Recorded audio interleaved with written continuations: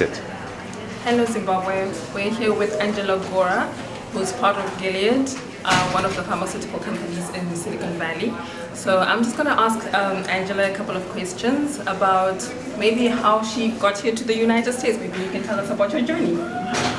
My journey started in 1980 when I met two American citizens who were visiting in Zimbabwe. And I was trying to pursue education through corresponding school because my parents didn't have any money to send me to further my education. So those ladies were very, very nice, bought my ticket, and I had a son back then. So in 1981, we landed in San Francisco Bay Area. I've been in the Bay Area since 1981, but I do go to Zimbabwe, quite often. Yeah. And when I got here, things didn't turn out the way I expected them to be. So there was a delay in me going to school.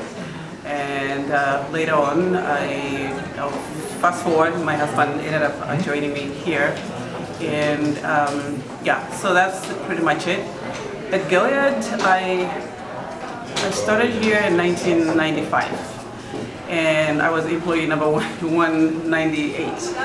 So now the company is about 8,000 employees, and I'm very, very happy and working here at Gilead.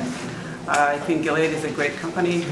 They're changing lives, and when I go to Zimbabwe and see people who are taking Gilead drugs, I am very encouraged that we are taking part in changing lives out there. Yeah. All right. So maybe you can tell us, what did you study? Like, what were your qualifications, so that maybe you can help other guys back home know what career path to take and if they to come to Gilead or other STEM careers.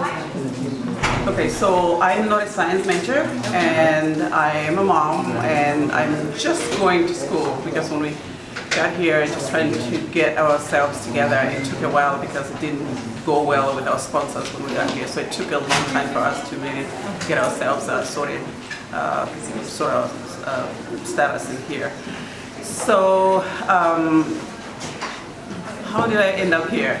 Okay, I worked for another pharmaceutical company called Syntex over in Tower. They're still in Silicon Valley. Their products were birth control. And then from there, with some friends who moved here, I was able to land here at Gilead. Oh, okay. Yeah, I've taken some chemistry classes as well, and that's the reason why my manager hired me, because I did have a little bit of chemistry and biology courses, so that those courses qualified me to get the job that I was able to get. So I moved from pharmaceutical manufacturing development to regulatory affairs. So right now I'm in regulatory affairs, but in the regulatory operations group. And we're in charge of submissions, all the drugs that are, that are out there. The submissions are, are handled by our group. And so what we do is we work on these NDA, new drugs, and then MAAs, and then MAAs are usually like the European ones, and then those are submitted to the federal government. Our department has a responsibility to do that for the entire company. Yeah. Okay, that's fine. So one of our themes for this tour is women in science, and as you have observed, we've got only one girl in the group. Yeah. So what are your encouraging words to young girls that want to take up STEM subjects? How can you encourage them? Because we've got a population of 52%, but we only have a little percentage of girls taking up science subjects. So what are your words that you can use to encourage those girls back home? I really would like to encourage, I was actually humbled when I learned that there was one girl coming, but at the same time I felt very discouraged. Why do we have just one girl? I understand also culturally we've come a long way, so this is, she has opened up doors for other young women who are coming.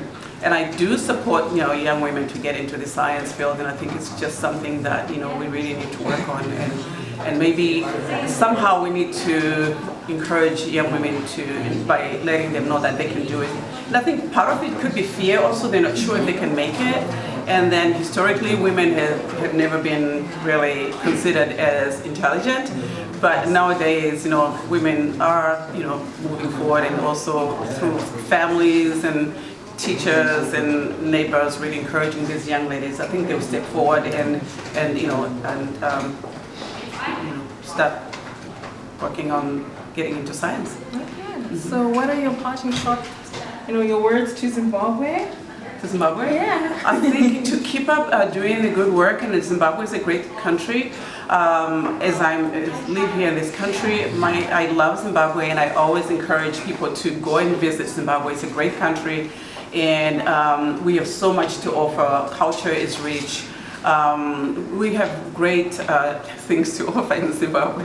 So I always tell people, don't listen to anything out there that anyone tells you that is not true. Zimbabwe is a great country, and I'm always telling my friends, and right now I like to tell all the Zimbabweans to keep up the good work, and we're here representing all the students here and all the Zimbabweans, and we represent you well here. Atunya to say. Right. No, that's fine. Okay, thank you so much, ma'am. Yeah.